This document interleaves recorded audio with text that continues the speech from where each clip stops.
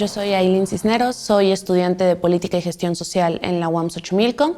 Llevo 2 años apoyando como facilitadora en el Programa Nacional de Buen Gobierno del Instituto Nacional de Formación Política de Morena. Llevo más o menos el mismo tiempo militando también. Al interior del Instituto de Formación Política se han incursado distintos caminos para tratar justamente de apoyar a la movilización de este elefante reumático. Somos conscientes que no nada más se requiere un fuerte conocimiento acerca de las estructuras burocráticas y de cómo simplificar todos estos procesos para entonces lograr mejores objetivos y siempre con la máxima de servir al pueblo, sino que también se necesita una base ideológica suficientemente fuerte. Pero esta base ideológica no nada más tiene que repetir una y otra vez la máxima de no mentir, no robar y no traicionar, sino que tiene que ser una base de principios. Algo de lo que se habla mucho al interior del instituto es poder distinguir entre una ética de principios y una ética de valores, como hacía el doctor Dussel. Es muy importante que todos los futuros servidores populares, más que servidores públicos, porque tienen este reencauce a servir siempre al pueblo y estar a su disposición, tengan una base ideológica lo suficientemente poderosa. ¿Por qué? Porque si recordamos, al interior de las instituciones hay tanto reglas formales como informales. Nosotros podemos tener esta nueva agencia de transformación digital y podemos tener los procesos burocráticos simplificados al mínimo y superagilizados y supertecnologizados, pero si no atendemos esta línea o esta causa de reformular todas las reglas informales que hay al interior de las estructuras burocráticas, se van a seguir repitiendo estas patologías. ¿Por qué nos enfocamos a reconocerlo como patologías? Porque las burocracias son entes vivos, se mueven, mutan y pues también se enferman. Una de las más grandes enfermedades que tiene la estructura burocrática de la administración pública mexicana es que empieza a confundir y cree que la estructura es el fin en sí mismo. Lo importante ya no es que el pueblo obtenga el acta que fue a buscar a ventanilla, sino que se llene la forma A color rosa bebé. Entonces, a partir de que notamos que este proceso de deshumanización de la estructura burocrática es la causante de que se enferme, de que se vicie, de que tenga conductas no nada más deshumanizantes, sino que se olvide de cuál es su verdadero objetivo, allí es donde entran programas como el Programa Nacional de Buen Gobierno del Instituto de Formación Política de Morena, que buscan reincentivar esta lógica de principios para que todos los futuros y actuales servidores populares puedan reencauzar y entonces las reglas formales e informales de las instituciones permitan pues que todos participen de una manera mucho más abierta, y es entonces donde yo creo que podemos retomar conceptos como participación ciudadana y no nada más dejarlo en momentos de elecciones o no nada más dejarlos en momentos de consultas ciudadanas, sino que día a día la relación del pueblo con la administración pública y sus burocracias sean mucho más cercanas, mucho más reales, y por eso es necesario seguir pensando en cosas como el humanismo mexicano, que sabemos perfectamente que no es un concepto acabado, que se sigue trabajando, pero que es necesario retomarlo a la hora de justamente pensar una nueva manera de interpretar el servicio público. El pueblo no tiene esta noción del burócrata como un ente vivo y ¿qué es lo que dicen todos? No, pues odio a los burócratas, hacer cualquier trámite en el servicio público se vuelve una locura y todo el mundo le huye, justamente porque esta deshumanización se ha vivido en ambos sentidos. Cuando las personas ven que el sistema burocrático no funciona, es pesado, está cooptado y asumen que yendo a presentar cualquier solicitud indudablemente alguien va a llegar a pedir cualquier soborno o cualquier facilidad,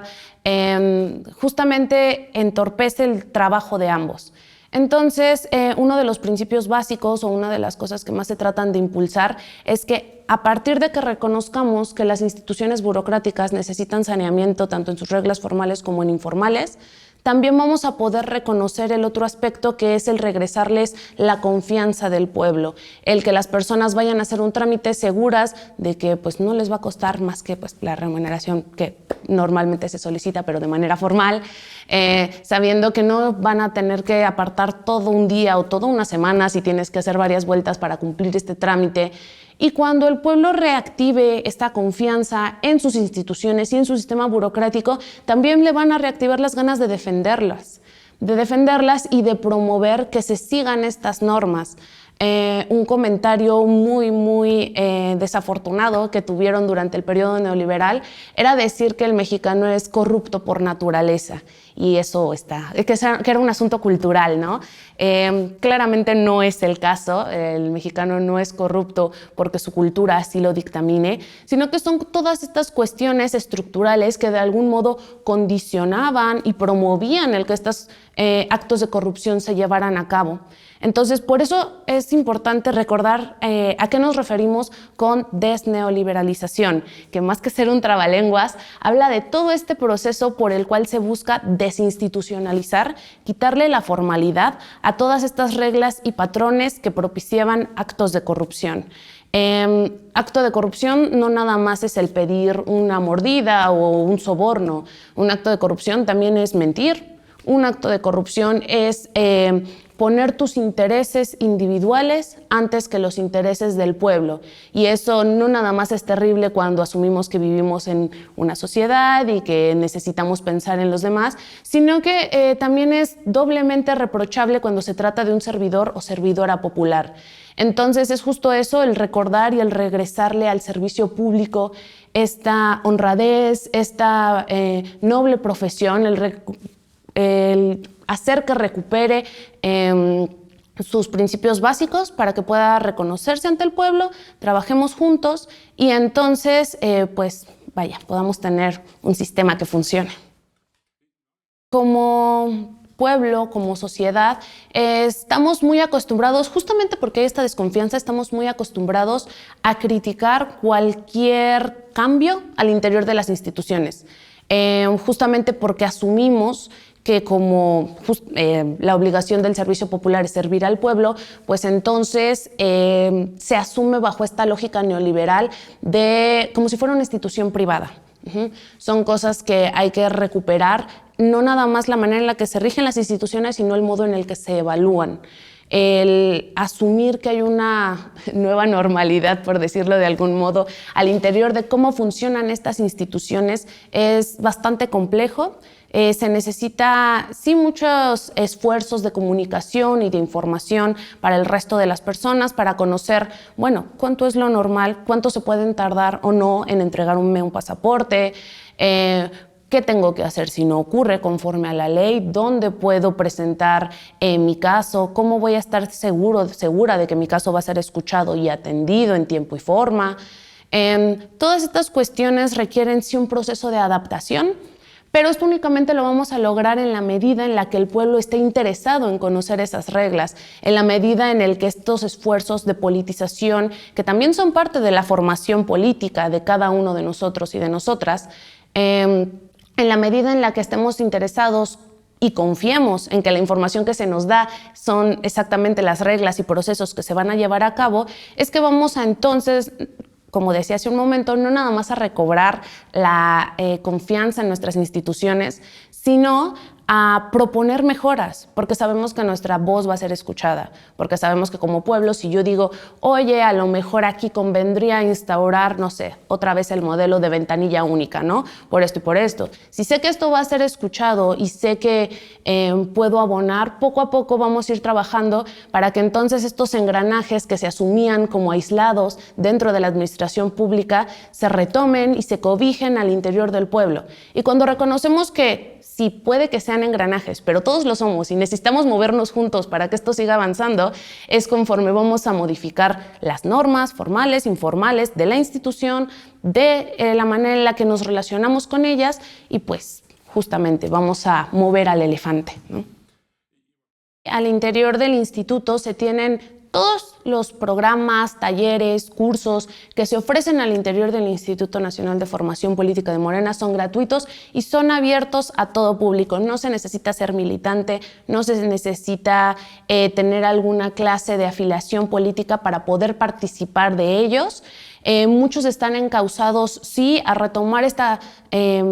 lógica de principios que nos van a dar ganas y a promover la participación del pueblo en la administración pública, pero también a distintas cuestiones como recuperar el tejido social. Hay un programa, por ejemplo, muy interesante ahorita donde se ofrecen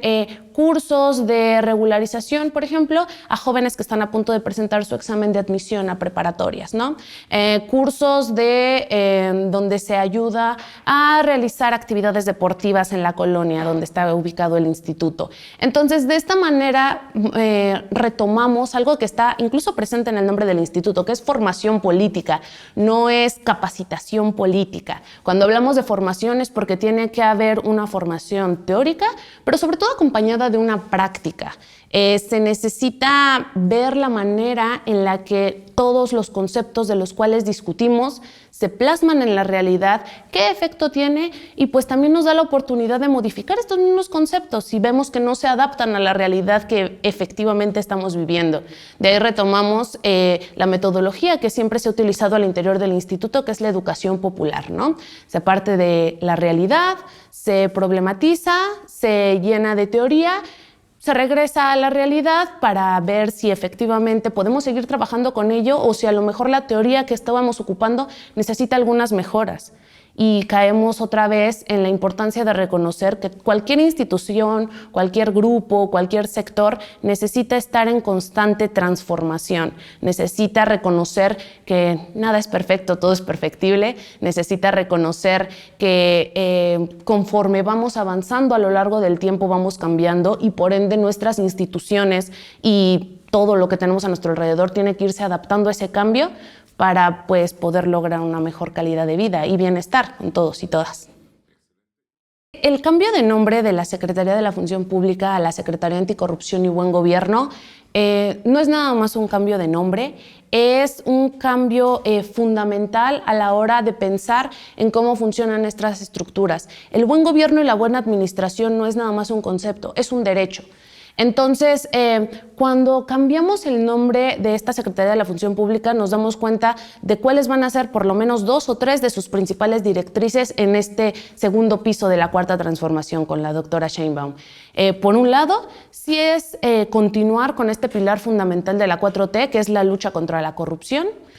Y por el otro lado es justamente buscar las guías para institucionalizar estos cambios, que perduren a largo plazo, que se vuelvan parte de las lógicas formales e informales de todos y de todas, y sobre todo que reconozcamos que el buen gobierno no tiene que ser gigante, sí buscamos un adelgazamiento de las estructuras si queremos verlo así, pero no desde lo que lo buscaban los neoliberales, sino más bien desde este adelgazamiento que le permita avanzar más y mejor para beneficio del pueblo. Es por eso que, por ejemplo, la eliminación de los organismos concentrados, la eliminación de todos estos sectores que duplicaban funciones es vital para este cambio. Y dentro del Programa Nacional de Buen Gobierno lo reconocemos pues justamente como parte de esta lógica de conformación de lo que se llama el humanismo mexicano, que busca sobre todo que el buen gobierno se vuelva algo que se traduzca en bienestar para todos y todas. Entonces se necesita sí una lógica de principios, se necesita mucho conocimiento técnico de cómo funcionan estas estructuras y de cómo necesitan seguir moviéndose, y sobre todo necesita esta cualidad humana, esta cercanía, este reconocer que las instituciones no son un ente aparte, que somos parte de ellos y que pues también son parte de nosotros y los vamos a necesitar para cualquier actividad en nuestra vida pública. Entonces, sí. Hola, mi nombre es Ailín Cisneros, soy facilitadora del Instituto Nacional de Formación Política de Morena en el Programa Nacional de Buen Gobierno y les invitamos a que sigan viendo la 4TV.